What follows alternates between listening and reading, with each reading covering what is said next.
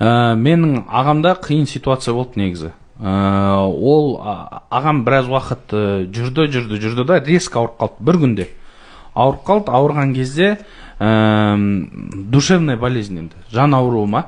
Сөйтіп айтама. Сондай ауру болды. Өзін бір түрлі ұстады, бір түрлі қорқынышты істер істей бастады. Біреумен сөйлеседі, бір бөлмеде отырып алып, сондай басталды. Өзім туған ағам 15 жас арамыз, 82 жылғы ағам етін. Сондай әңгіме болды. Сол ауырған кезде біз басында медиктерге бардық, ол болмаған соң біз оны емдедік. Емдегенде андай түрде емдедік қой енді. Құранмен емдейді ғой оны.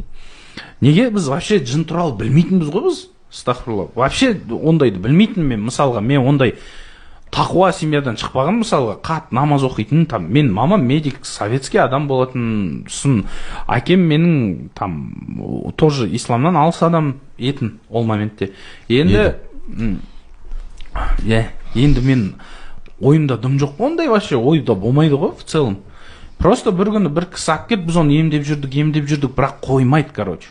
Спокойно болып қалады, бірақ дальше бір түрлі болып жүреді, түсіндің ба? Медикаментозно емдейді. Алматтан спецтерге емдеді, андай-мындай түсінбейді, короче, көбісі. Не знаю, но, наверное, шизофрения дегенде айтады да, түсініп отырсыңдар ма? Сосын бір күні бір кісі келеді, есік тоқылдатып тұр, ағамды алып келіп тұр. Бір кісі, ассалаумалейкум дейді, уалейкумассалам. Балдарыңыз ауырады екен ғой дейді да бізге. Иә дейді, ағам кіріп кетеді үйге қарай. Спокойно болып кіріп кетеді. Сендер танымайсыңдар кім екен? Танымаймыз ол кісіні. Әшейін келді просто. Папа ол кезде бір іс болып қалды, түрмеде отыр ол кезде. Мама, мен, ағам үшеуміз. Ағам мастер спорта по боксу. И оның ішінде қазір жын бар деген. Атмосферу, чтобы вы понимали. Мне 11-10 лет. Мама одна, она работает целыми днями. Иногда я остаюсь один на один с братом. И 15 лет разница, да? У нас 15 лет разница. Окей. Ему было 24-25 или 25-26, что ли? Да, вот примерно сондай жаста едім. 3 жыл ауырды ғой, 28-інде кетті. Вот, жастайынан кетті ағам. Сол жалпы бір кісі алып келеді, енді что там енді не болды деп мама айтады ғой. Сол анау кісі айтады, мен қасында жүріп келе жаттым дейді да. Мен ағам былай жүріп келатты дейді да. И бір моментте 4 аяқтап жүгіріп кетті дейді. И мен артынан қуаладым дейді. Ол да қызық кісі екен, базар жоқ. Ағам артынан қуалаған ғой. И ағамды тоқтатып, сүре оқыған ба бір нәрсе қылған, сөйтіп үйге алып келген. И айтады, осылай өз-өзімен сөйлесті, 4 аяқтап жүгірді. Мен сіздерге бір андай грустный весть бар деді ғой, короче. Есть две новости, плохая и плохая деді ғой, короче. Во-первых, сіздің балаңыз ауырып тұр. Екіншіден, оның ішіне енді жын кіріп кеткен дейді ғой, астағфирулла. Мама тұрады, қумбаш дейді ғой анан, короче. Айналда кетші, короче, дейді. Мен де тұрам бейді. О кезде онда болғанымен енді маманың қасында жалғыз еркек болып қалдым, ағам ауырып қалды. Тоже право голоса имел. Мен ұрса бастадым, анау аға, кетіңіз туда-сюда. Пожалуйста, мен кіргізіңдерші, мен сіздерге бір нәрсе көрсетем, сіздер түсінесіңдер дейді. Кірет үйге, сөйтіп ағам жатып қапты, қарасам. Жатып, бүйтіп, жатыр. Ана оқыған ғой, үйге жеткенше бір нәрсе оқып келген. И жатыр да ағам, бүйтіп. Уже кезде ауырып жүр біраз болды. Сосын қасына отырды, Құран оқи бастады ана кісі. Құран оқып отыр, мен бүйтіп қарап отырмын, сөйтіп ағам шекесінен ұстайды да, дальше Құран оқиды. И ағам ішінен дауыс шығады ғой, короче. И ол дауыс өзгеріп шығады. И ана дауысты естіген кезде мен бүйтіп шок болып қалам.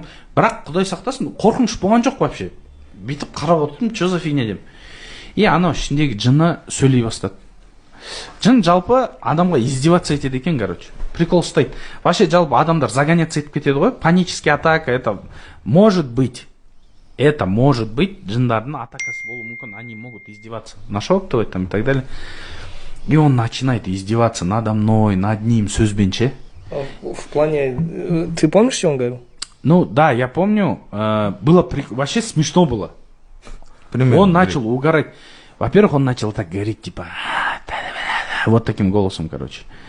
И он сказал, атыңгым деген кезде Болат Назарбаев деп айтады, түсіндің ба? Да, это смешно, это действительно. Он говорит, как тебя зовут? Он говорит, Болат Назарбаев, ахаха, и смеется, понял? Он издевается, да, издевается, Имандос. Издевается, короче. И ар жақтан мен бүйтіп қарап тұрмын да, че за фигня деймін. И мен ұрсам ғой анаған, типа, кто ты такой, оставь моего брата, я же маленький. И он маған бүйтіп қарайды, күледі ғой, короче. Все, я, говорит, ну, убью твоего брата, дейді, амал жоқ. Типа, я должен это сделать, типа. И потом ана кісіге қарайды, Құран оқып отқан кісінің кішігірім сақалы бар етін.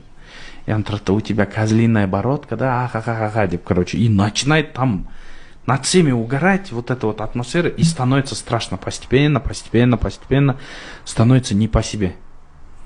Мой брат, чтобы понимать, мынандай ғой, короче, да? Мой папа вот такой, и мой брат, они вот прям таразские мужики, он вот такой был. Күнін бір аптада 20 сөз от силы айтатын адамдар болды, бір күнде бір сөз. Тұйық, сондай кісі етін. Мен 6-да келем үйге деп айтсам, 6:01-де келсең папалсың ғой, короче, сондай кісі. Он чтобы вот так деп прикалывался, я никогда в жизни не видел. А там он начинает такую фигню вытворять. Мимика лица, которую никогда не видел.